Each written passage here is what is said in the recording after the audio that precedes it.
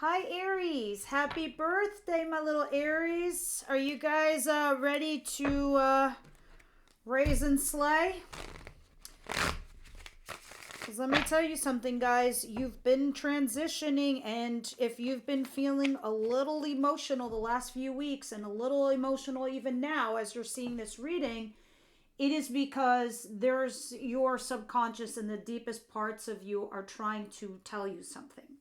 Right? So this is the point in time where you're coming to realization about a relationship or a job or a career path. Whatever it is, you're starting to see like it's not really for you. That there's something else here in store for you. So go with the flow. It's very uncomfortable. It's meant to be uncomfortable because it's forcing you to realize what's what so you can make that right decision to put yourself onto the right path. Okay. Now, then this is mainly because we have Mercury in retrograde in Aries and it's your birthday season. So it's like, everybody at their birthdays reflecting on some shit. But with Mercury retrograde, believe it or not, this is doing you big, big favors. All right, it feels very uncomfortable. I get it, but it's supposed to. Now, I want to see what's going on here the first week of April for you guys. And right off the bat, I see the Emperor, which is your card. So, power, my friend. Every time I see that card, I think of power. And the Eight of Pentacles. And holy shit, the Sun at the bottom of the deck. Now, this is also a boss. This is you bossing up, or you taking a leadership role, or you taking the lead, period, in any part of your life. The lead in a relationship, the lead in a friendship, in a workship, the lead just in general.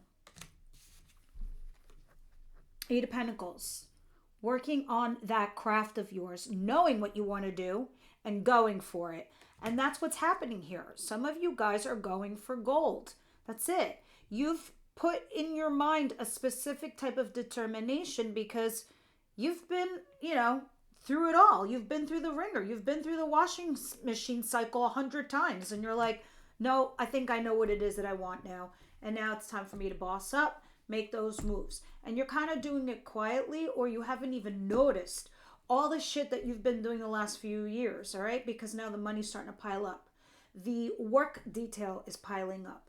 Your efforts is piling up, and now it's being seen and shown. And at the bottom of the deck is the Sun being happy for those results, all right? So now we are moving and shaking in life. What's coming towards my Aries, please? What's coming towards them this first week of April? Well, there we go with the shedding, as I said. And I love this combination. It is the Devil. And the only time I like to see the Devil is with the Eight of Cups. You're walking away from it. Walking away, and let's be certain it's the Devil because this text is like, at 3. There you are. You're not emotionally fulfilled, so you are leaving. And then the funny thing is you're stacking the cups in front of the door. So when the person opens the freaking door, they're going to be like, what? What's this? And then they go to look inside. They ain't fucking shit in there. There's nothing in there. So it's like the badass Aries showing you quietly, walking away without saying a single word why they're leaving. It's going to be known to them, right? The Devil walking away from toxicity, a toxic environment, a person, a job, a relationship. It's not emotionally satisfying. What are you doing there? It's not for you, and you know it, and so you leave. All right, and at the bottom of the deck, another card which I love in combination to this is the Five of Swords in reverse. In the upright, it's telling you what you need to do, and you know you need to do it, which is making a sacrifice, or it's making a clever decision, or the best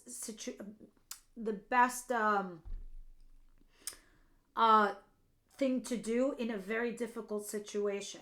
But in reverse, you know what it is. You did it. You're done. You've done it. You're moving on. All right. Now, let's continue. What is it that Aries doesn't see coming their way, which is the surprise, the thing that they're not prepared for?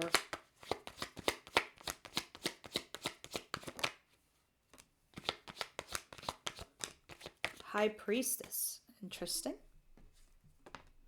The first notion that I got is your intuition will kick up like a serious notch.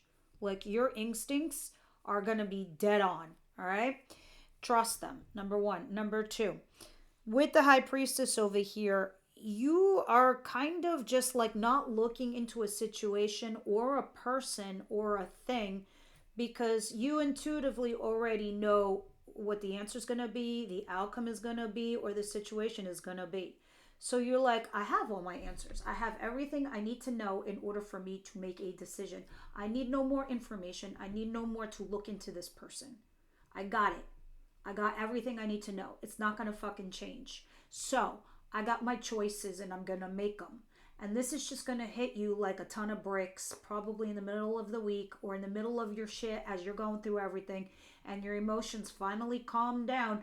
You're going to be like, I know everything there is to know about this situation. So I don't need to talk to them. I don't need to do anything. I just need to make a decision of what I'm going to do. You're at that point. And that's the thing with Aries. Aries is like when you reach that point, there's no fucking going back.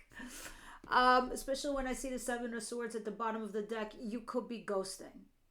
All right. Others of you, you are trying to come up with something clever, you're strategizing, or this is an exit plan.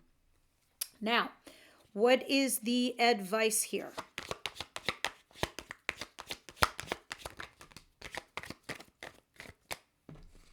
Ten of Pentacles and the Eight of Swords. And the Seven of Cups at the bottom of the deck. So the Ten of Pentacles talks about happy home, happy family, lots of money, or it can be a job that's paying you pretty well, right? But you're stuck. So Eight of Swords. Some of you could be stuck in a situation. You could be stuck there because of money.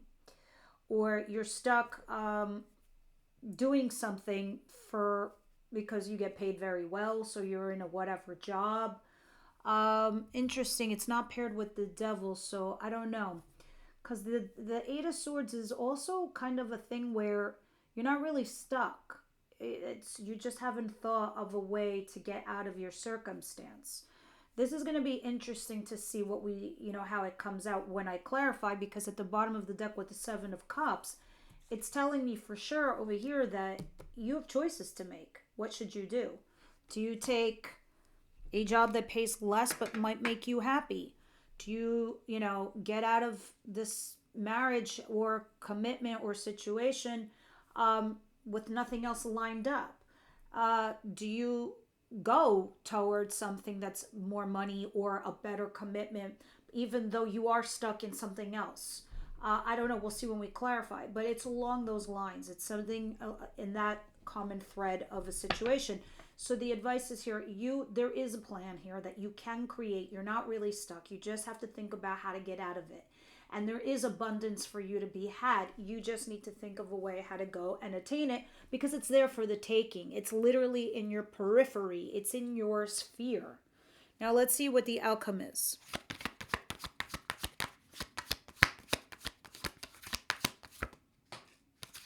Oh, thank you, sweet baby Jesus. It is the sun. And it fell on the floor, but I'll get it in a sec. I'm like, this is truly a happy birthday, Aries. Oh my God, the bottom of the deck. I love it. Oh, this is so nice. Okay, first things first. The Queen of Wands, Aries, Leo, Sagittarius. You are my queens, whether you're male or female. This is you, the incoming, the other person, male or female, are the kings. All right? So, the sun, which is also Leo energy. Happy. It is the ultimate card in the deck. Why? Because that is the one thing in our lifetime that we all strive to achieve. That is the answer to life. Being happy. And what is that it's going to make us happy? What really is abundance? Do we have abundance and we haven't noticed it? It's in a different shape or form? Or is the path there available for us and we keep denying ourselves, right? Self-sabotage. The bottom of the deck is the Six of Wands. Success. Kudos to you. You're the victor. You're the winner, whether you see this or not. I'm telling you right now, this is validation. This is vindication. Your person comes back and says, Aries, I miss you.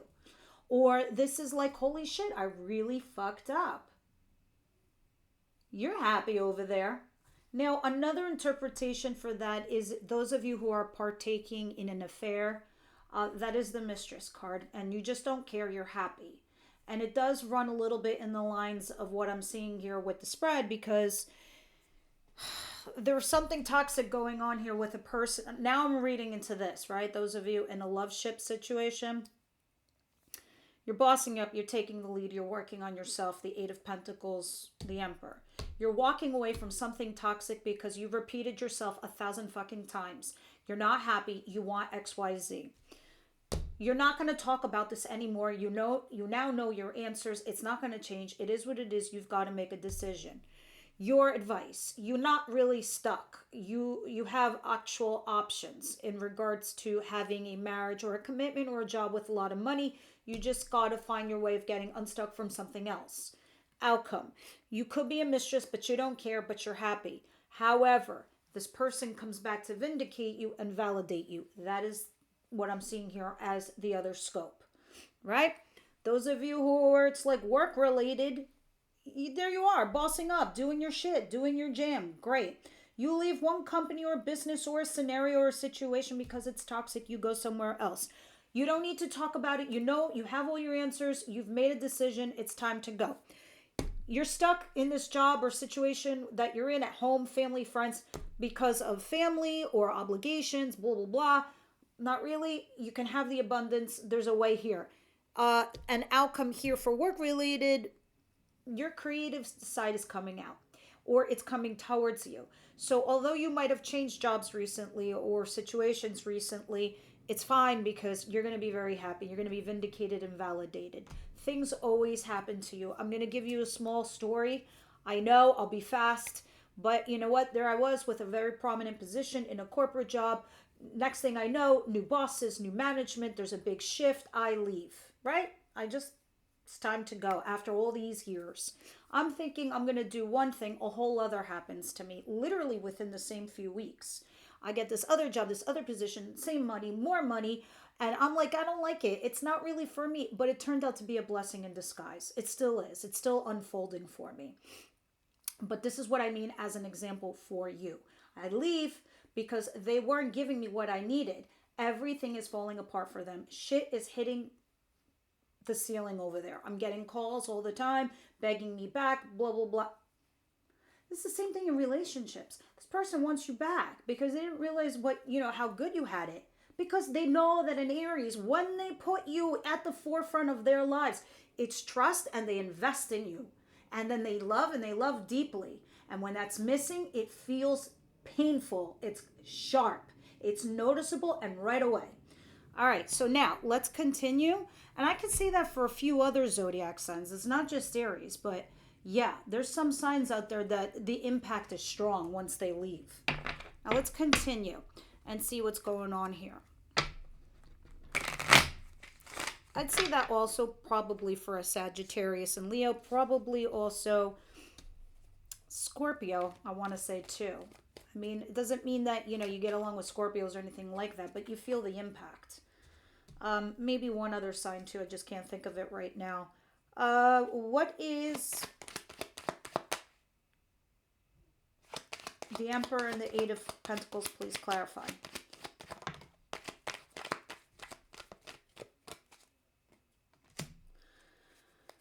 All right, Judgment. Yep. The judgment day has come. You're like, that's it. I'm bossing up. I'm taking control of my life. I'm doing me. And I'm making a final decision. And it has something to do with a third-party situation or a collaboration with a team.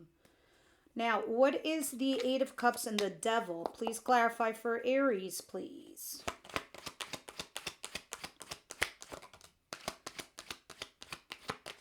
It's very interesting when you use two different decks and the cards align. They just do. And let me tell you, Aries, look at this. Six of Pentacles in reverse and death. This is an ending of something. Because there's not enough of money or you're getting breadcrumbs from the person on an emotional level. It's just like, where the fuck is it going? So you leave. To you, it's toxic. And, what's more expensive than money? It's your peace of mind. It's your health. It's your mental well-being. That's what's more important. That's what's most abundant. Because if you don't got that, how can you spread that? How can you even share that? So you leave this scenario, and at the bottom of the deck, we see the Knight of Pentacles. You slowly move forward. You pick up your little pieces and you move on, right? Now, let's continue and see what's going on here with the High Priestess and Page of Swords in reverse. I went skiing once in France with a friend, and I had these my friend had these worry beads. You play with the worry beads, and we're in France, and this guy, he's like, I don't know what these are. I don't want to know no more. You take these and bye-bye. Why am I telling you this story? Because that's what you're doing. I don't want to know no more. You take your shit and you go away. Bye-bye now. The Devil. And the Six of Swords. You take your devilish shit, you and your demon spawn situation, and go. I don't care. Or this environment, or this place, or this vibe. I can't. So you leave because of your mental peace. So you get in and you're like, with your little worry beads, I don't want to know no more. And you drop the worry beads in the lake. And that's it. Five of Wands. You compete. You advise. You explain. You put up a fight. You're like, why? Why? I know my worth and my value. I know what I can give you. If you don't want that, that's cool. Someone else out there does. And I'll go there. All right, let's continue. 8 of Swords and 10 of Pentacles. Please clarify this in the advice position for Aries. All right, we've got the King of Pentacles in reverse and the 4 of Pentacles in reverse. This person, Capricorn, Virgo, Taurus energy, I want to say, is in the reverse. So it's like you're kind of breaking up with this individual, or you're just letting this person go. You're completely letting them go. You're like, I don't see where it's going. I really don't. And for my own mental health and well-being, and for me to surround myself around abundance and love and this and that, I think I'm better off somewhere else, right? So whatever it is that you're doing, you're letting go of this individual. You can find yourself to be unstuck. So you can move forward from this. All right. Now, let's go ahead and clarify what this Queen of Wands and the Sun is.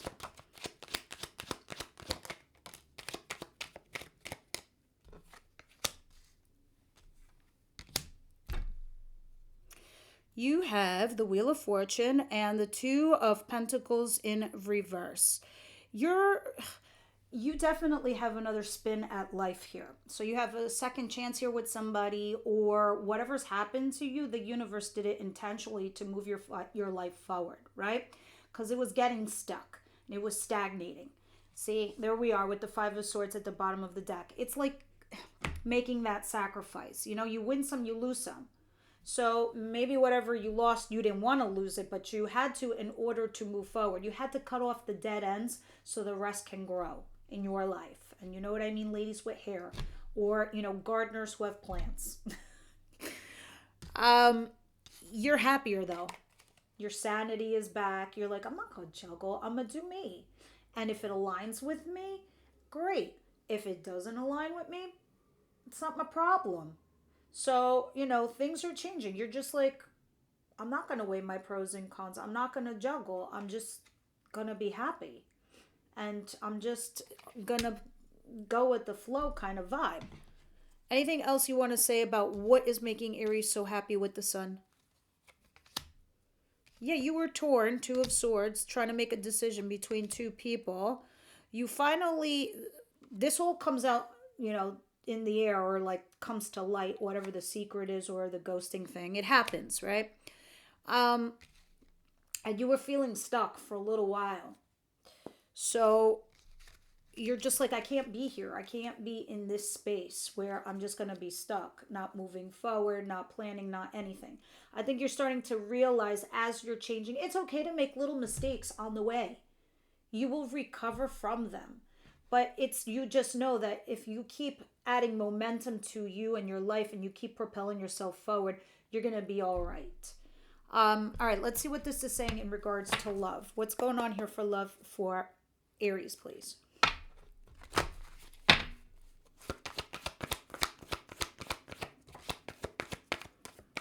Past life relationship and children at the bottom of the deck. So we're going to get into this in the extended because definitely you had a past life experience here with this person.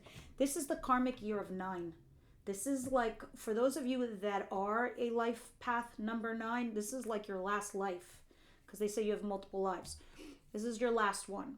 Those who you're not, and it just happens to be a 9. 9 is shedding. It's changing. It's getting rid of things, and it's to, uncover the best parts of you.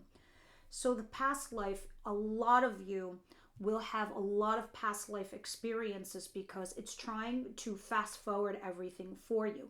So those of you, especially who have a life path number 9, you're going to have a lot of these experiences with past life in them because the universe is throwing everything at you, the whole book, because you got to wrap up all the shits from your other past lives. When you were a 1, a 2, a 3, a 4, and a 5, you get my meaning.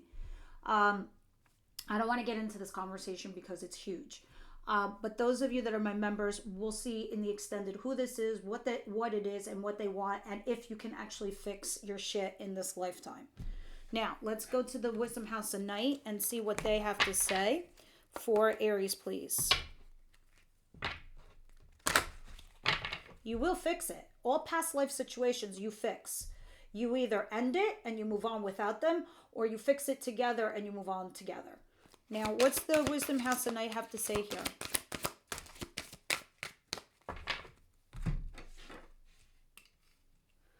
Playfulness and self-worth. Yeah, you got 2. I'm not going to get into playfulness because this one's pretty easy, but I do want to get into self-worth. Playfulness talks about not being so serious, getting back into the rhythm of, a love ship or a friendship or a whatever ship, because now you're shedding the old stuff and you're going into new stuff. Don't forget that part of you, that playful side of you, to come out, okay? Still show your playfulness, because even if you're hurt and sad, you can't forget about the original gangster Aries, the little baby Aries inside you, the real and raw Aries. That's got to come out in order to attract people again into your life. Now, self-worth, 32. Let's see what you say. When you draw this symbol, you're asked to consider what value do you place on yourself in your life. Do you believe in yourself, or do you behave in a way that tells other people that you're not worthy? All my children are worthy, and with self-respect, no matter the circumstances or where you came from. Self-worth and self-esteem mean that you will not allow yourself to be led into a compromising situation. Know your morals and values. Love yourself, for I, Nyx, love you dearly and want the best for you. Act as though you are worthy of only the best, and you shall have it. Keep your head up high. We're not saying be arrogant. We're saying just remind yourself what you're worthy of, and that will attract to you and towards you. All right, guys.